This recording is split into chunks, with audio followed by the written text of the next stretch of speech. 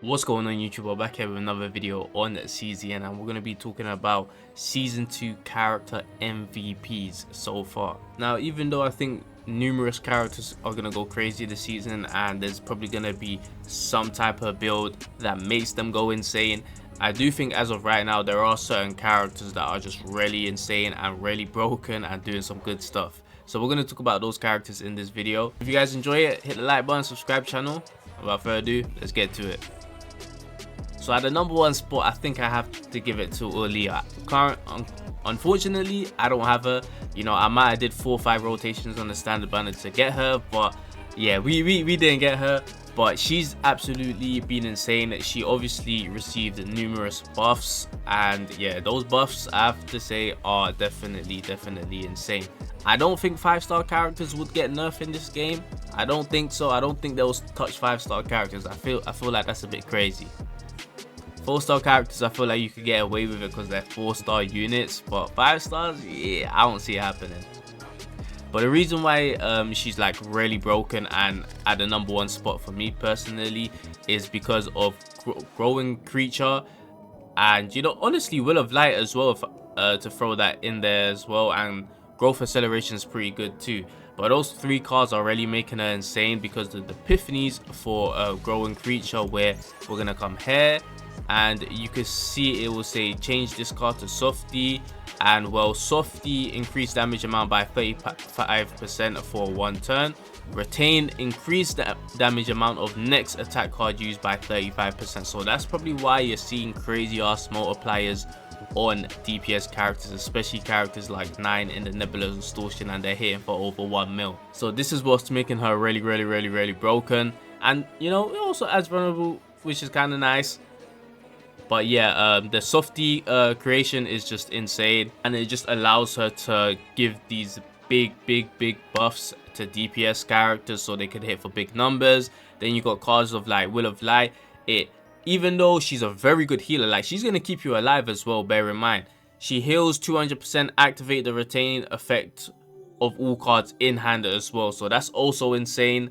Then you also have this card which also heals, and you get to select one of your own cards in hand and trigger retain effect 2 times, which is also nice. And so yeah, she's been absolutely insane. Everyone that you're seeing hit for big numbers probably have Aurelia in that team, and also with the Spore as well, the seasonal card that you could get, it also works really nicely as well because of the mechanics of her. But yeah, at the number 1 spot I've got Aurelia. Number 2, I'm gonna have to go with 9, of course. I think she's been amazing since release. I think she's a very good character. Definitely makes chaos farming a lot more easier than using other characters. You know, them tier 16s, I think 9 just sweeps the floor with it. But yeah, she's, as I said, she's really good. Obviously partnered up with Aurelia in Nebula Distortions, you've probably seen 9 hit for some crazy numbers. And even if you don't have Aurelia, you could definitely clear Nebula Distortion and, you know, do some pretty nice numbers as well. And I think one of the most enjoyable things about 9 is the amount of builds you could do for her. So you have Hue Hair, and obviously you have the Epiphanies. I think Extreme is amazing for a single target, big nuke number DPS, right?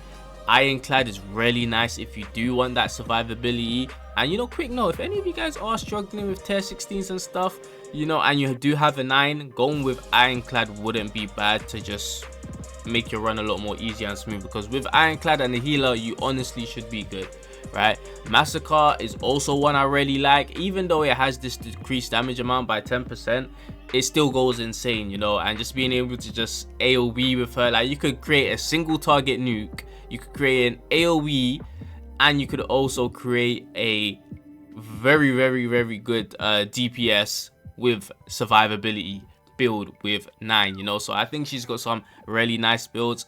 Ambush is cool, but I feel like the other ones are better. Flash is really interesting. I think that's something I need to test a bit more, but I think obviously with characters that could exhaust, you know, Flash could be nice. But yeah, obviously with the Ignition, if this card is in your hand, right, and it's obviously going to be in your hand, when a card is exhausted, decrease cost of this card by 1.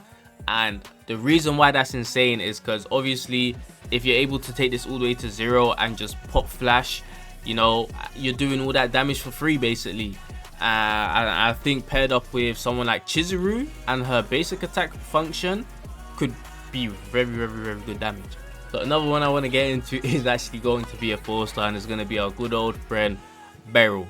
She's been insane. You could create this insane build with her where you get like 4 opening founds on the upgrade card, and she just goes insane because of the spore. Also because the spore like technically duplicates itself, so it fills up your hand, and now you have 10 retain cards in your hand. And before you get them 10 retain cards, you obviously want to use your opening found, and because it's so much easier to get copies, it's so easy to get 4 of these, right? And yeah, she just ends up going insane, doing so many attacks and doing some very good damage. Because even though I said you could get 10 of those spore cards in your hand, which you can obviously, one thing I like to do is have one of my retain cards like charge shot there, and one from heavy weapon specialist. So I have 2 Beryl retain cards alongside with 8 spores. And the reason why I like doing that is because you could actually use the spores and leave like 4 spores, right? Because 4 spores are going to create another 4, which will be 8, and you already have another 2 cards in her retain cards, which make 9, 10. So nothing else could fill your deck up. So while turns go by, you're actually able to use the spores, and when you know you end your turn, Beryl's able to hit the enemy that has spores on them, so she's able to do even more damage. And that's why someone like me was able to get 25k a turn. And yeah, you know, and I don't think I'm like the best builder and stuff when it comes to decks, so you probably could find someone else that could do more. But yeah, very nice. And hey, I don't think anyone's turning down 25k a turn personally, okay? 25k a turn, and all you're doing is putting like 4 spores on the enemy and ending your turn. 25k, 4 spores, end the turn, 25k. So yeah, she's been amazing this season, and it's just a nice fun build. And the fact that a 4-star character again is OP is always gonna be insane. I don't think they're gonna nerf it either though. I mean, you know, I don't know, maybe the spore card might get nerfed, but yeah, Beryl's definitely been fun to play this season. Another one I want to get into is actually going to be another 4-star unit, and that's going to be Ymir. So there is this crazy build you could do with Ymir where you're just stacking a whole bunch of metalizations, of course, and obviously you got her other good cards that could do some damage, Metal Pierce and Full Metal Hurricane. But what makes Ymir really good is when she has metalization, if you have Naja and if you have the specific card where she could get shield, right? So it would be where is it? Yeah, this one. The thing is, you could get times a certain amount. So as you see it reads 68% shield, and you're thinking, oh, it's just 68% shield, but you could also get a times on it. So you could get 68% shield times 3 times 4, which ends up making Ymir hit so many times. You know what I'm saying? So yeah, that works really well with Naja, and it makes Ymir go insane. And I've seen Ymir hit for like some crazy numbers, and also kill Nebula Distortion 9 out of 9. So that's a little strat that's working really well and is really good. And you know, to be fair, Naja also has other cards that could buff Ymir's damage up, but that's been a nice little duo I've seen. Another one I want to get into is who we're gonna pick. I guess we will just go with Chizuru. But yeah, Chizuru's had some changes, and she's been fun to play. She obviously has the nuke you could do, and it's actually crazy because obviously with the nuke you have add 2 hits, right? But they made Oni Hunt a bit more crazier, because Oni Hunt could give more damage. For example, like this one, look, plus 100% damage to the next bind card, plus 100% damage. You know, it's just really insane. Even the upgrade one ain't bad. Plus 80% damage to Shadow of the Moon plus at the start of turn. This one's also not bad. But yeah, the fact that you could do multi-hits, which means you're going to do some good damage, and you're getting plus 100 damage amount to the next bind card, and it's just stacking, is going to be insane. And obviously you have the basic attack one that you could do with the create 2 Moon Slash, and it also exhausts those Moon Slashes, so it kind of works for the refinements of the season, which works really well with, you know, Chizuru too. But yeah, the Shadow of the Moon nuke that you could do now is obviously insane. Obviously Nebula's Distortion has a limit that you could hit it, but other pieces of content in the future and stuff, I'm pretty sure if the boss doesn't have a limit, it could go insane, because you're going to be able to, you know, hit multiple times, but the damage amount you're going to be able to apply to Shadow of the Moon's damage is also going to be insane. And don't forget Orlea, of course, who could also buff your damage because there's a retain, so it stays in your hand. So yeah, Chizuru, just expect big numbers from her with from people, you know, especially if the boss doesn't have a hit limit. Another one I want to get into is Rinoa. Rinoa has also been insane this season because of what you could simply do with her cards, and Dirge Bullet is she could just do crazy amounts of damage now, man. So you have this one where you could just, you know, you could choose the initiation one if you want, and you also have this one which I've personally really like. Discard up to 3 cards from hand, create Dirge Bullets, and it's just amazing. It's just amazing, you know. It's just amazing because the funny thing is, even if you're discarding the Dirge Bullets, they're still gonna hit the enemy, you know. And all the Dirge Bullets you have in your hand, when they go into your graveyard, she's gonna do a whole bunch of extra attack, do some very good damage. If you have Nia, that could transfer your draw pile to the graveyard, and you've got a ton of Dirge Bullets in your draw pile, oh yeah, you're gonna hit for crazy amounts now. So yeah, she's really fun to play. I do think you have to get a bit lucky on her copies, because like you could take away cards from her if you want, you know what I'm saying. So you could guarantee the copies for Flower of Devoured Fate or Echo of Sorrow, but her other cards are really good because they do some good damage. Like this one is plus 20% damage amount for each Dirge Bullet in hand, and is a multi-hit. You know, multi-hits go crazy. This one is nice little damage, but I personally like to go with the upgrade one, so she just does another 200% extra attack, you know what I'm saying, alongside with all the Dirge Bullets she's doing. This one's also insane. It also has retain on it, so I do wonder if it could work with Orlea. And well, obviously discard all Dirge Bullets.